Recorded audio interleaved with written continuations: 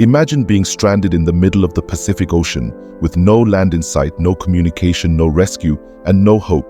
Imagine having to survive on raw fish, turtles, birds, sharks, and rainwater while facing constant storms, waves, sunburn, hunger, thirst, loneliness, and fear. Imagine having to witness the death of your companion and having to dispose of his body while contemplating suicide. This is what Jose Salvador Alvarenga, a Salvadoran fisherman, experienced for 438 days after his boat was blown off course by a storm in 2012. This is the story of how he survived the longest recorded ordeal at sea and how he overcame the physical and mental challenges that he faced. Jose Salvador Alvarenga was born in 1975 in a poor and rural village in El Salvador. He grew up working as a farmer and a fisherman and dreamed of traveling and exploring the world. He left his country in 2002 and moved to Mexico, where he worked as a deep-sea fisherman catching sharks, marlins, and sailfish. He was an experienced and skilled sailor who loved the sea and the adventure. On November 17, 2012, Alvarenga set out from the fishing village of Costa Azul near Pijijiapan on the coast of Chiapas, Mexico. He planned to go on a 30-hour fishing trip with a young and inexperienced fisherman named Ezequiel Cordoba, who joined him at the last minute. They boarded a 24-foot fiberglass skiff with a single outboard motor and a large icebox to store the fish. They had some basic supplies, such as fishing gear, a portable radio, and some food and water. But they did not have any life jackets, flares, or GPS. The fishing trip started well, and they caught over 1,000 pounds of fish filling their icebox. However, soon after, they encountered a storm that lasted for 5 days, and that pushed them further and further away from the shore. The storm damaged their motor, their radio, and their fishing gear, and forced them to dump their fish to lighten the boat. They tried to steer the boat back to the coast, but they could not see where they were going or how far they had drifted. They were lost and alone in the vast and unforgiving ocean.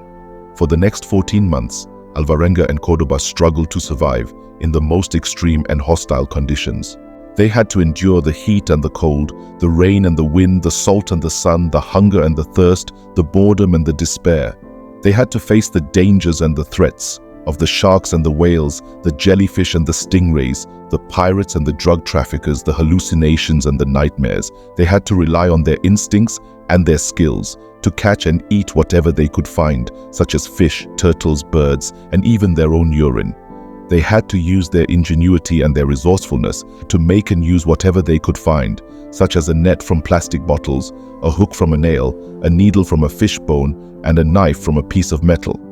They also had to cope with their emotions and their thoughts to keep their sanity and their hope.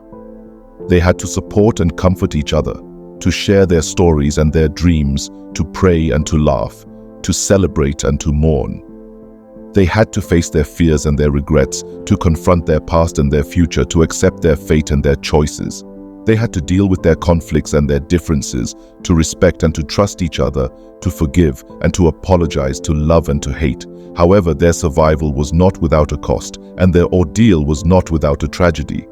Cordoba, who was younger and weaker than Alvarenga, suffered more from the hardships and the illnesses that they faced. He also refused to eat some of the raw animals that Alvarenga caught, such as birds and turtles, because he considered them disgusting and unclean.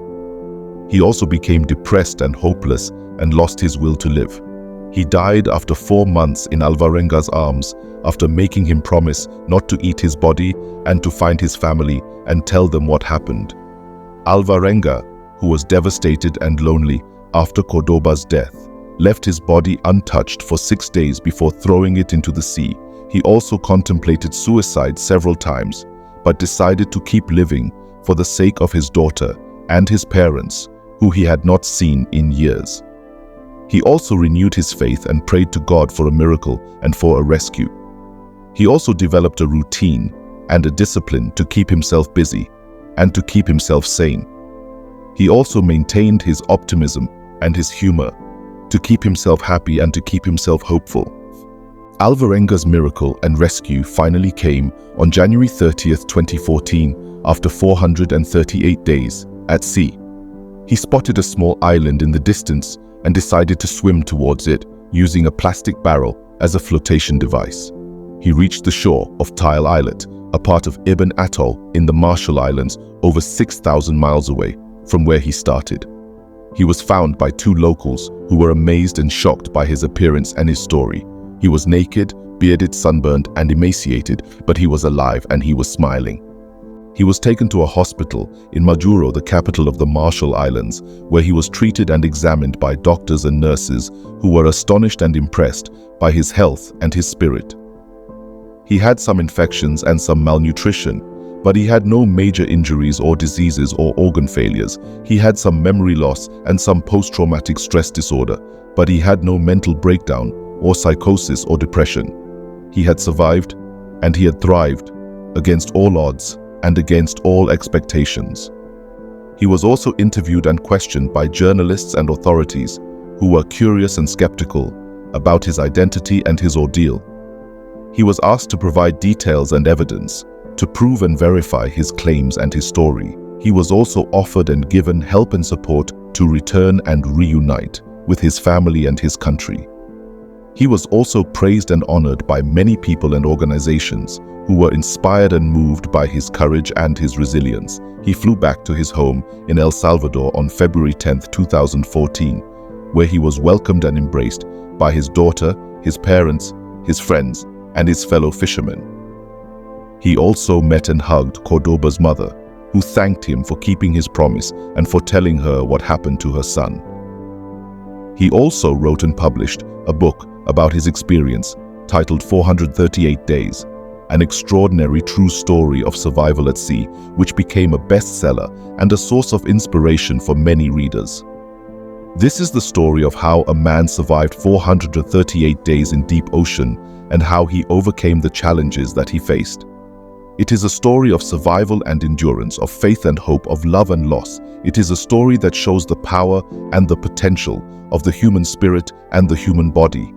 It is a story that teaches us to never give up and to never lose hope. It is a story that reminds us to appreciate and enjoy the life that we have.